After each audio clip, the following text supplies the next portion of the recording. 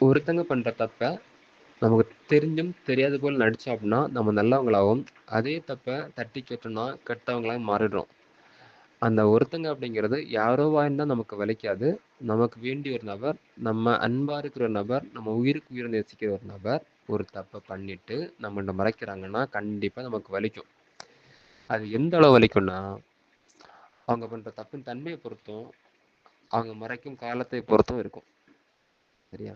இப்போ ஒருவேளை அவங்க தப்பு பண்றாங்க அப்படின்னு உங்களுக்கு பண்ணுனாங்க இல்ல பண்றாங்க அப்படின்னு உங்களுக்கு தெரியுதுன்னா, உடனேவே கேட்காதீங்க. முட்டாளாக நடிங்க.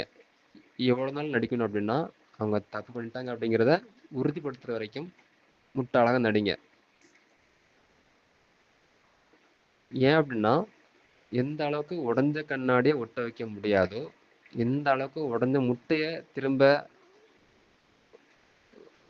ஒட்ட வைக்க முடியாதோ, அதுபோல உடைஞ்ச உறவையும் சரிப்படுத்த முடியாது. அதனால ஃபர்ஸ்ட் நிரூபிங்க, அப்புறமா கேளுங்க. அது எவ்வளவு பெரிய தப்பாக இருந்தாலும் மறந் மறப்போம், மன்னிப்போம். மறக்க வேண்டியது தப்பதான், அந்த உறவு இல்ல. தப்ப மறந்து அவங்கள மன்னியுங்கள். நீங்க எப்பொழுதும் போல சகஜமா திரும்பவும் பழைய மாதிரி இருங்கள். அந்த தப்ப நீங்க பண்ணாதீங்க. எந்த அளவுக்கு அவங்க உண்மையா இருக்கும் நீங்க நினைக்கிறீங்களோ அந்த அளவுக்கு நீங்களும் அவங்களுக்கு உண்மையா இருங்க. Okay, by.